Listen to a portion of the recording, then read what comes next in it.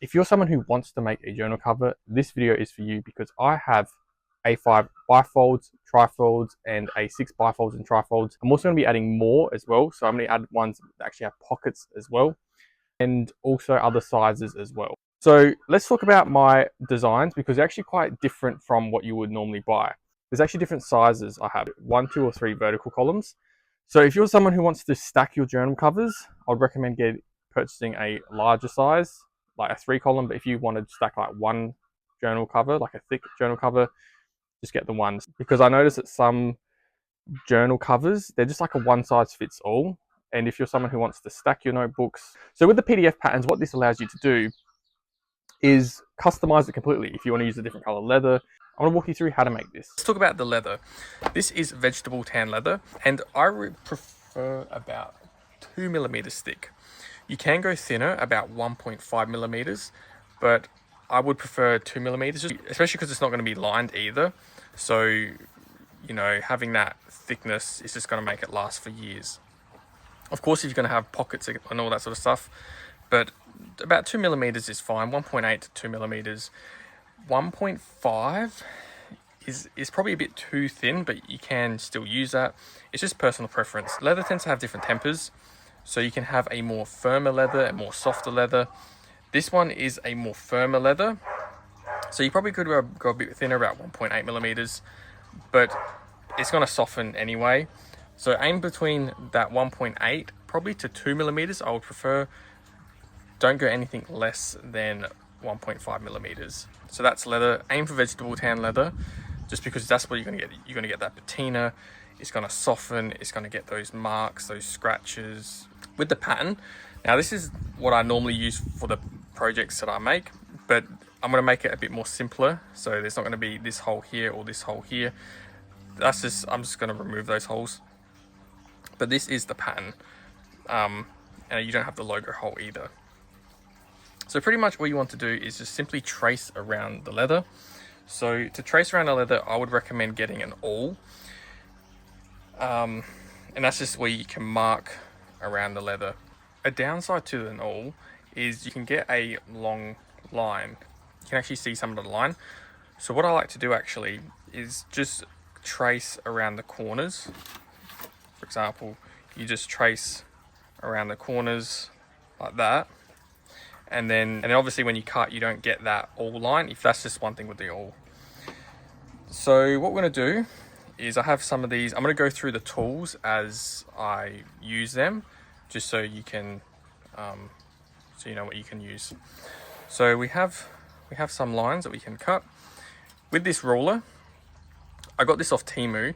Now the benefits of this is you have this like foam padding here, because some metal rulers can actually leave marks on vegetable tan leather. This ruler here, there tends to be sharp edges on this side here, so when you press it down you tend to get like marks on both sides. This just protects the leather, and it's actually really good because it's actually it protects your fingers as well, having this here. To cut the leather, you have two options. You can get a rotary cutter, or you can get a utility knife. I actually prefer the utility knife just because you can replace these blades really easily and they're really sharp as well. With this is actually quite handy and comfortable, but it is probably a bit more difficult to strop that blade and keep it sharp. You can, but with this one, it's just, these are really cheap. You can get the blades really cheap, and it's easy to just replace the blades. Just be careful because these are very sharp. I would recommend wearing some cut resistant gloves when you change the blades, just because you know you don't want to be anything to happen. So I'm going to use this utility knife, and it's pretty simple. You can just lightly cut and then apply a bit more pressure, and we cut it actually pretty good, so there's no line. But yeah, that's just one thing you need to be careful of is, you know, when you have such a big line, you need to cut it straight. So that's why I like to just trace around on the corners. It's also good because the foam actually keeps it in place as well.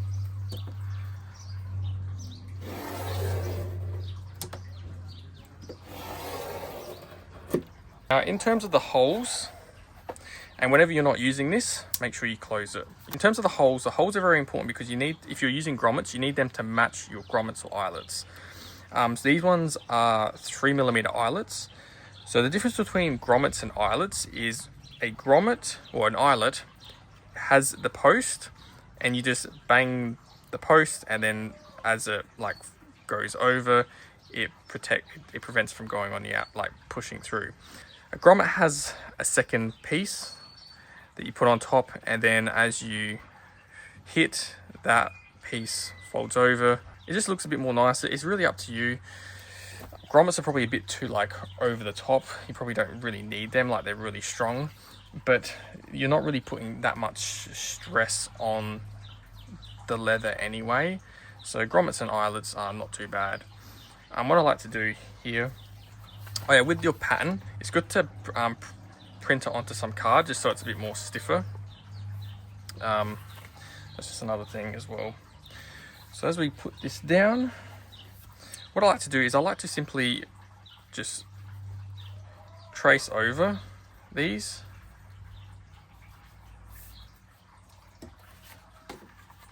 And then you can see that.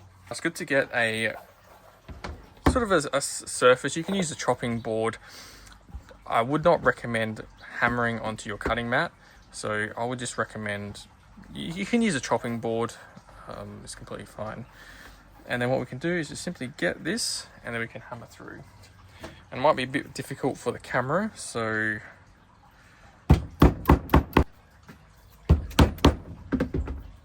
next we have the corners. So it's completely up to you if you want to cut corners or not. On my patterns here, I like to just leave the corners how they are because some of my customers want corners and some don't. But on the patterns, you can obviously cut them out. Now, there are some ways you can actually cut around corners. First thing you could use is actually just a corner punch. I got these off Temu. They're absolutely amazing. Some people use scissors. I don't really like that. If that's what you have, that's completely fine. Another way you can use is actually your utility knife. So you could actually just like cut straight around it. So just say if you didn't have a utility knife, a corner punch, what you could do is getting your pattern, just cut straight like this.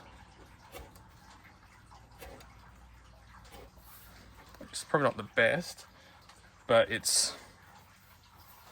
could get some sandpaper, and you could just get some sandpaper. This is about what, I think it's about 250 grit, and then you could just make that a bit more smoother. But the best way is to use a corner punch, and these are super cheap. You can get these off Temu. You get like a whole packet of them, and of course the camera's in the way, so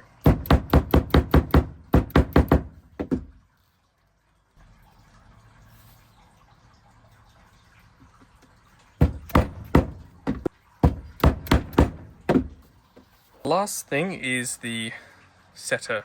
If you don't want to be using grommets or eyelets, you can skip to the next part, but we're going to be using the grommets. Now we have a setter here, so this piece goes down there, and then obviously you place it on top, and then you hammer through.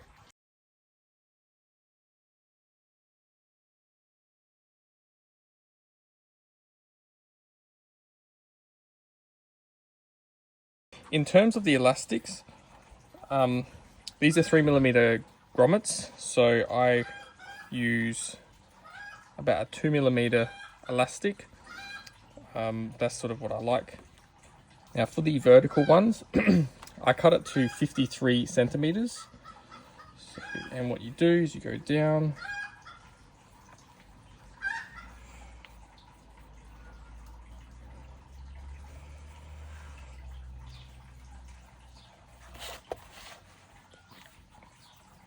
and then what I like to do is just tie a knot. You don't want to have it super tight like that.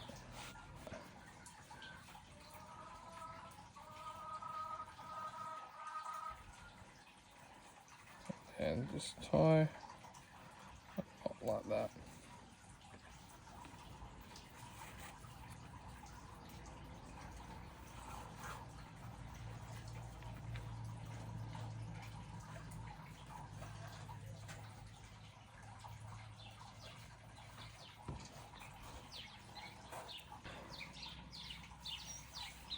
The reason I like to have it a bit loose is when you use this first one, it's pretty good. But if you, this one here tends to be quite tight once this one's been used. So I just prefer to have these just a bit loose, just so people can use that second elastic. And then what you can do is just simply cut these. And it's up to you how close you want to have it.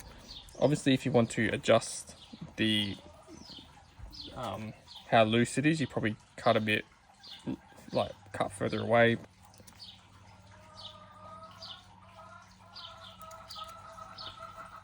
Now for this one here, for the front, what I like to do is put it through. Now just do this quite loose. So just have it like this, and then go around, go through, and just have it a bit loose. These fit to 1.5 centimeter notebooks. Place that one in. Okay, so you put your notebooks in like that, and then what you're going to do, close this.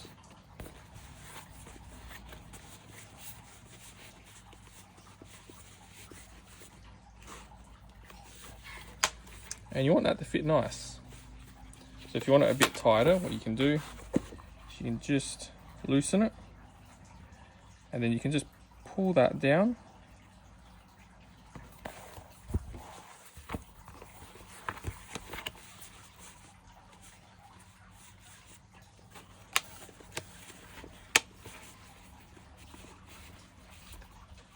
And there you go.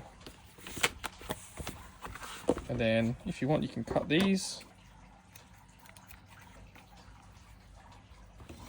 And there you go. There is your notebook.